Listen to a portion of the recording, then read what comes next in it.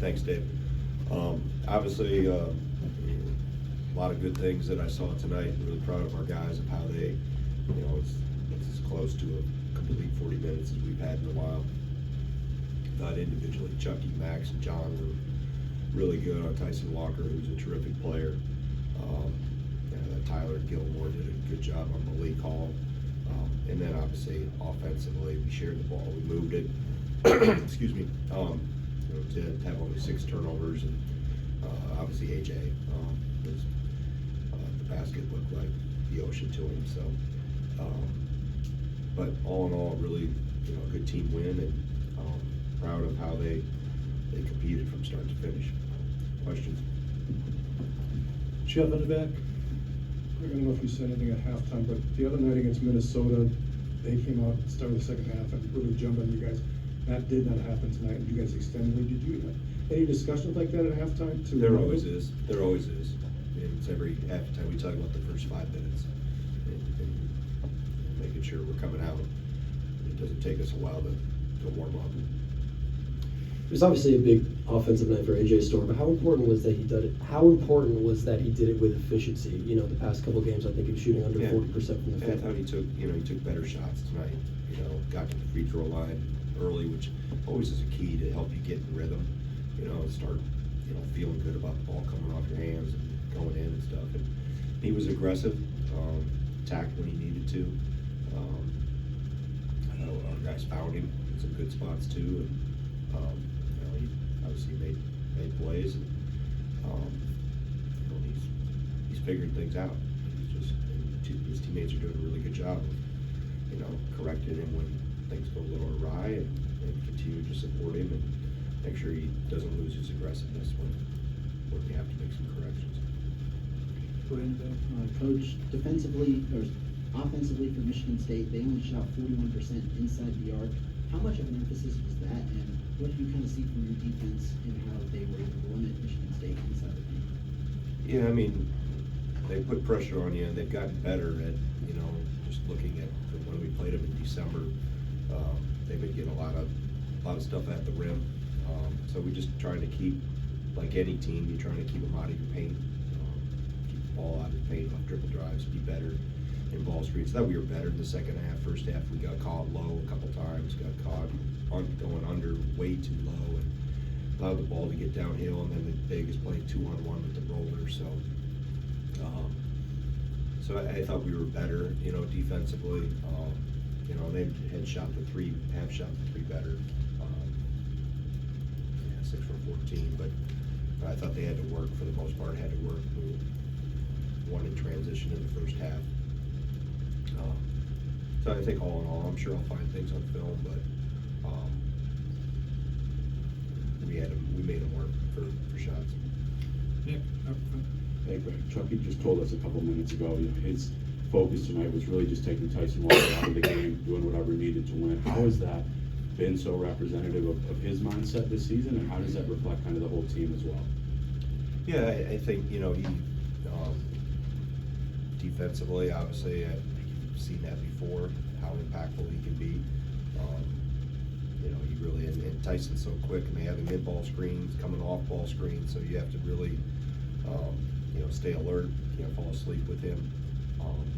And I thought, when he got a little tired, Max did a good job on him too, and John even had him there in the second half for a little bit. So, Chucky's, as I've said before, the consummate team player, and he's a winner. And you just want to make sure. I was happy to see the last shot go in of his, because he deserved that just from how he's been playing, and scoring is down, but the winning is up. So that's a good trade-off. Michael. The shooting numbers had been down a little bit for AJ. He still was able to make plays the last couple games and obviously score. Is that a different element this team has, that type of player that last year's team didn't have?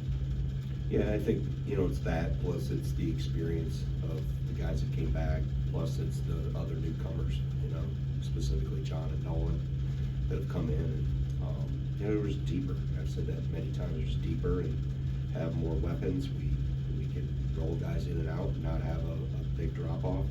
So, but obviously you have the dynamic ability of AJ, and John has a little bit of that too, in just be able to attack and make plays, and he's taking advantage of those opportunities. Donnie, did you? I'm curious about Nolan Winter. Earlier, or before the season, you said that freshmen tend to ride the roller coaster in terms of their consistency, and that's been true of him as well. But what can you say about the way he's matured and progressed throughout the season, and how different he is today than when you I first saw mean, him? he's figuring it out on the defensive end. He's still got work to do in ball screen coverage at times, and I think his ability on offensive end, he shoots it well, he passes it well, he's got a great feel for the game.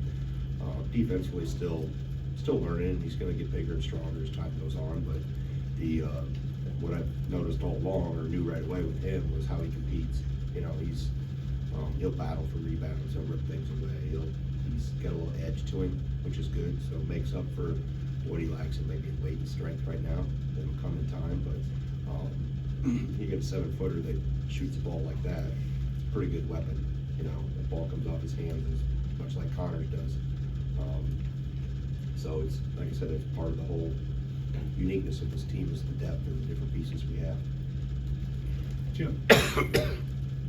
Greg, the more successful you guys are, the longer you stay atop the Big Ten standings, the bigger the target becomes on you. Do you like your team's ability to be able to handle that? We've talked about that, and they understand that we're not even halfway through the league schedule yet, and they understand that you can't let success change you in terms of how you approach every day and how you work and do that. And it doesn't take much to remind them about last year. So and they have their goals are big. Their goals are big. So our job is to keep challenging them and pointing out the things that we have to get better at, hold them accountable to it, and you keep reminding them about, well, if you want to do what you said you want to do, what we talked about, we got to continue to get better. So, as long as you can't get complacent, and I think that's the nice thing about having the depth that we have. Our practices, they get after it pretty good, and to a degree where I've got to kind of not separate them, but tap the brakes a little bit. So, which is good. I want them with an edge. I want them with a little chip on their shoulder. The question in the back, go ahead, please. Prior to this season, you guys were 4-11 in your last 15 against Michigan State. This season, you come in, sweep the season series, and don't even trail for a minute. What does that say about this group, and what does that mean to have such success over a storied program? I mean, we've had great games over the years.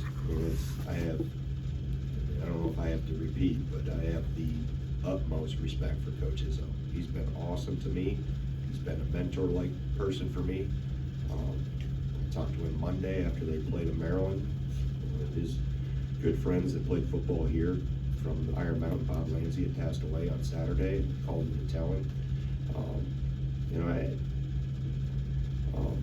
Like I said, I have great respect for Tom and for his program and what he's done for that long. I mean, the day he retires or whenever that, hopefully it's not for a long, long time, it's going to be a sad day for college basketball. It's going to be a bad day for college basketball because he is old school. I love that about him. The toughness of it, love that about him. But yet he genuinely cares, and I always judge people by how they treat me. And he's always treated me with first-class respect and willing to help, answer the phone any time of the day or night. So we knew we were going to get a well-prepared team tonight.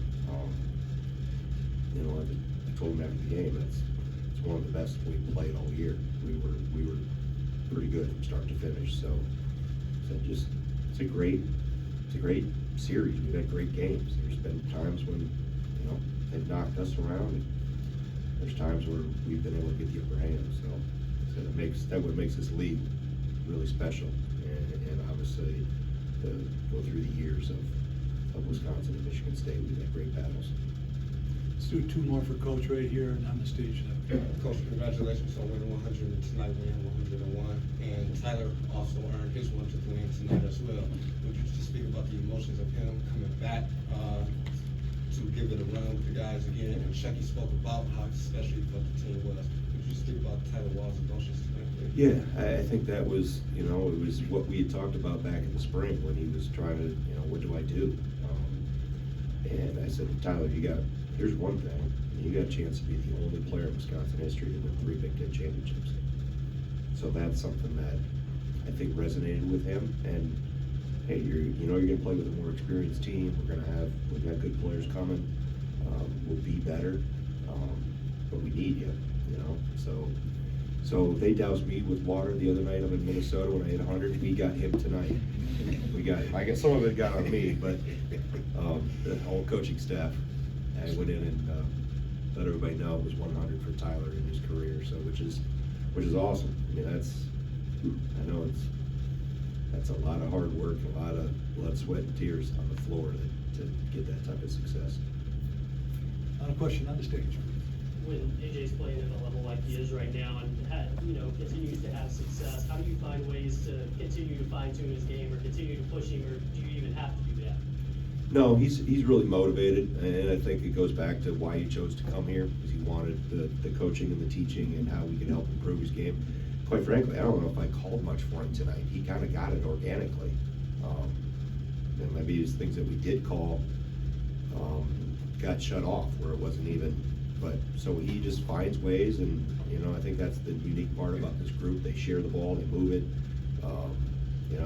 We don't get, for the most part, we didn't get stagnant offensively. We kept moving, and you become, and then he picked his spots. And he knows where the basket is. I don't have to worry about that. I have to worry about take care of all these other little things that we help him get better with. But finding the basket is not a weakness of his. Okay, thanks, Coach. All right. Appreciate